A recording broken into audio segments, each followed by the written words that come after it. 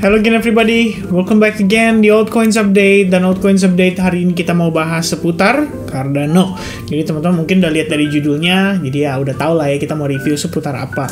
Nah teman-teman sekalian, Cardano gimana nih kabarnya? Kan banyak yang bertanya ya soal potensinya, kemudian soal perkembangannya. Sejauh ini sih kalau kita ngelihat dari progress price actionnya aja menurut saya masih oke, gak ada masalah. Dan tampaknya bisa mengikuti progress yang lain ya dengan baik dan tidak terlalu mungkin bisa dibilang tidak terlalu underperform, tapi tidak mengoutperform juga karena tampaknya butuh yang namanya sentimen lebih positif lagi. Kalau misalnya kita cek dari coin market cap, sorry, salah ketik teman-teman. Kalau dari coin market cap, posisi Cardano masih stagnan ya di kisaran top 5, top 10 ya. Dan baru-baru ini kebalap ya dengan progres daripada Solana. Memang waktu kita cek beberapa waktu lalu, perbandingan market cap antara Cardano dan Solana itu benar-benar selisihnya nggak terlalu banyak. Nah, cuman karena beberapa hari terakhir sentimen Solana sangat positif, harganya langsung rally dan tampaknya secara market cap pun selisihnya jadi lumayan jauh. Ya, saat ini kalau kita lihat peringkat pertama udah pasti Bitcoin, kemudian Ethereum, BNB, XRP, dan Solana. Ya, top 5-nya malah jadi Solana nih, udah nggak lagi si Cardano.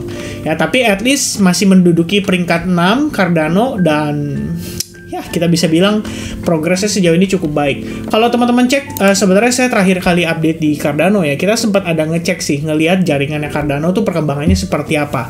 Karena sejauh ini Cardano itu dianggap sebagai salah satu ekosistem yang perkembangan apa ya, kalau kita bilang perkembangan jaringannya dan aktivitas di jaringannya itu lumayan tinggi.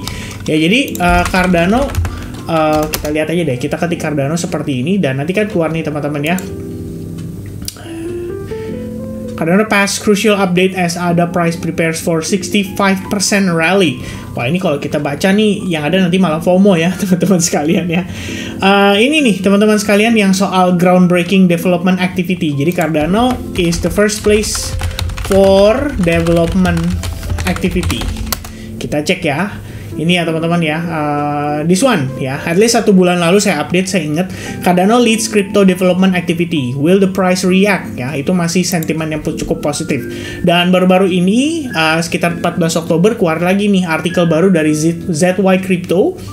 Cardano takes the lead with groundbreaking development activity. Can ADA price go to $12 ya, which is itu sebenarnya bagus banget kalau bisa memang sampai segitu ya. Itu berarti sekitaran 4 kali lipat lah dari harga saat ini. Here are crypto top coin by development activity, dan nomor 1 itu masih Cardano.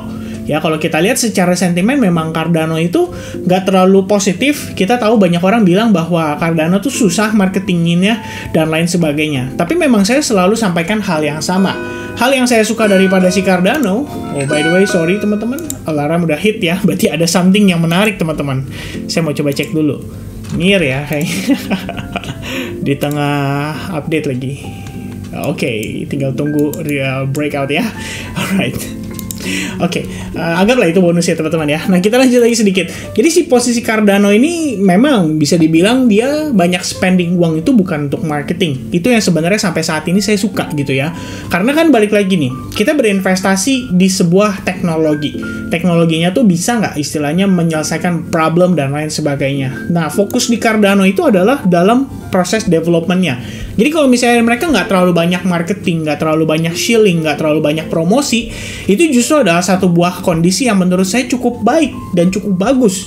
Mengapa? Karena instead of keluarin budget buat marketing atau promosi, mereka lebih fokus ke pengembangan teknologinya. Dan pada saat nanti, ketika memang sudah waktunya, saya pikir nanti setelah ngelewatin halving ya. Jadi ibaratnya gini teman-teman. Pandangan saya adalah kalau ngelihat kripto-kripto lain, mungkin mereka akan fokus untuk mencari marketing ya, melakukan marketing, kemudian promosi dan bertahan pada masa halving, pada masa winter. Cardano itu fokusnya adalah development pada masa winter. Begitu nanti halving, mungkin di situ dia baru jor-joran. Nah, itu bisa jadi satu consideration yang kenapa saya pribadi masih nge-hold Cardano. Itu saja sih teman-teman sekalian. So, apa yang interesting ya pada pergerakan Cardano? Kalau kita lihat dari time frame weekly, so far kita bertahan di area support dan tidak create low lagi. Tapi untuk progress lower high-nya itu yang menjadi concern saya. Teman-teman mungkin masih ingat di sini sebenarnya ada trend line ya, di mana trend line sebelumnya sebagai support and then now becomes resistance, ya kan? Posisinya kan makin lama makin rendah, makin rendah, makin rendah. Jadi kalau misalkan memang nanti Cardano bisa nanjak, asumsi saya mungkin kepentok lagi di kisaran 3,5 dolaran ya, karena terakhir 0,4 dolar mendekati itu udah kepentok ya, dan dia balik turun lagi lumayan agresif. Nah kalau lihat dari time frame daily-nya, good news-nya adalah Cardano kan selama beberapa waktu terakhir itu mengalami konsolidasi ya. Bisa dilihat di sini bahwa terdapat yang namanya level ya, atau area ya, dimana dia hanya sideways saja, mondar-mandir, tapi ada tendensi atau kecenderungan membentuk yang namanya trend line. Trend line ini lebih ke arah untuk membentuk seperti descending triangle ya, tapi pada akhirnya Cardano berhasil breakout dari sana dan mampu reclaim SNR ini menjadi potensi area supportnya. Jadi so far saat ini yang saya lihat di Cardano adalah dia breakout dari resistance, kemudian dia sedang testing terhadap supply zone. Kalau memang ada reaction atau reject dari situ, berarti ini simply adalah part of the correction aja sebelum another push dan bisa breakout dari salah satu trend line yang saya lihat di time frame daily juga berlaku sebagai resistance-nya, which is di kisaran level 0,3 dolar, yaitu untuk patokan sementara. Alright. Nah, kalau buat saya pribadi ngelihat Cardano ya, menurut saya ini masih di dalam area akumulasi 0,3 dolar, di bawah 0,3 dolar gitu ya. Menurut saya ini masih area akumulasi yang lumayan ideal. Kalau sampai Cardano drop di bawah 0,3 dan balik ke area demand yang masif di 0,16, di situ kayaknya saya akan belanja banyak untuk Cardano. Jadi untuk sekalian narik average price beli saya dari atas menjadi turun ke bawah ya, mungkin somewhere in the middle, dan itu bisa banget istilahnya menjadi consideration untuk strategi memanfaatkan harga Cardano yang cenderung relatif murah. Alright. Nah, berikutnya kalau lihat dari time frame hourly-nya, sebenarnya menurut saya menarik nih di hourly-nya. Per dia breakout dari resistance ya di 0,26 itu, kita ngelihat harga sebenarnya terkonsolidasi di atas. Tadi kita sempat adain semacam live session ya ketika pre-New York, dan saya ngelihat sebenarnya di sini ada fair value gap pada time frame 4 jam. Namun karena Bitcoin-nya juga di sini meneruskan rally lagi, tampaknya dia siap untuk nanjak ya. Dia udah berhasil breakout dari trend line-nya dan menginvalidasi setup untuk bisa dibilang, kita bilang apa ya, setup untuk koreksi ya. Malah tidak ada koreksi, dan kemarin setelah dia konsolidasi di sini tidak ada follow up breakdown-nya. Ya, yang terjadi adalah dia cenderung nanjak lagi dan breakout dari trend line. Per kondisi ini terjadi, saya rasa banyak altcoins memang udah siap untuk rally lagi. Personally, saya ada Solana lagi ongoing buy, kemudian ada PP Coin juga ongoing buy, sudah set alarm juga in case dia harganya berbalik turun. Kemudian Bitcoin Cash ini baru masuk, Matic juga sama baru masuk. Kemudian yang barusan tadi ada alarmnya, teman-teman juga notice ya, yaitu di NIR. Ini kebetulan salah satu member kita ya dari Broglen ngasih view soal NIR, dan saya pikir ini menarik ya, karena dia breakout. Kalau misalkan memang dia bisa bertahan di atas SNR ini ya, tetap jadi opportunity untuk long kembali.